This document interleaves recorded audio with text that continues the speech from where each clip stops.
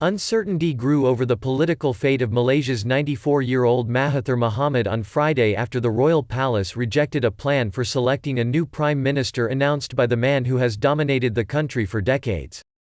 Mahathir's party dropped him as its candidate for the premiership, and chose his next in-line Muhyiddin Yassin, 4 days after the world's oldest head of government plunged Malaysia into turmoil by resigning unexpectedly.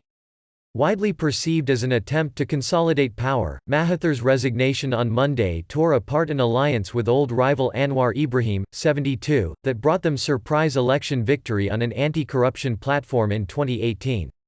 Mahathir had said on Thursday that there would be a vote in parliament on March 2 for a new prime minister, but the palace announced after a meeting of the country's 9 sultans that there would be no such special sitting. The palace will continue to engage with leaders of political parties for their lawmakers to voice their preferred candidate for prime minister, the palace said in a statement. Mahathir, appointed as acting prime minister after his resignation, made no comment to reporters after a speech on Palestinian rights.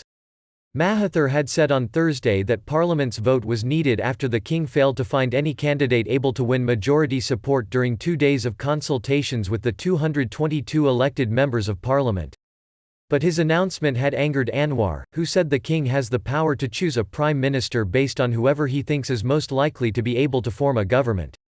The crisis revived a power struggle between Mahathir and Anwar that has shaped Malaysian politics for 2 decades. In an alliance with Anwar, Mahathir left retirement in 2018 to win back the post he held from 1981 to 2003. But tension had persisted between the two over Mahathir's promise to one day hand him power. No precise date for that was ever set.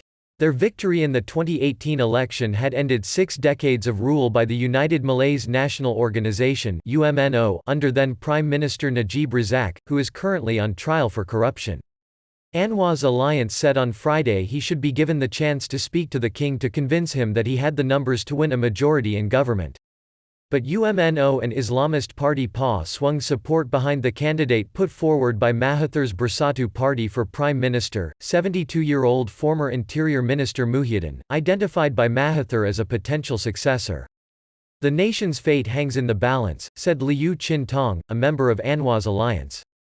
All MPs and parties will have to ask the question, who do they want to work with? UMNO's political fortunes have been on the rise since its 2018 election defeat, with support from an ethnic Malay majority fearful it is losing out to minority ethnic groups such as Chinese and Indians. As well as the personal enmities, politics in the country of 32 million are tangled in ethnic, religious and regional loyalties and a struggle between reformers and traditionalists.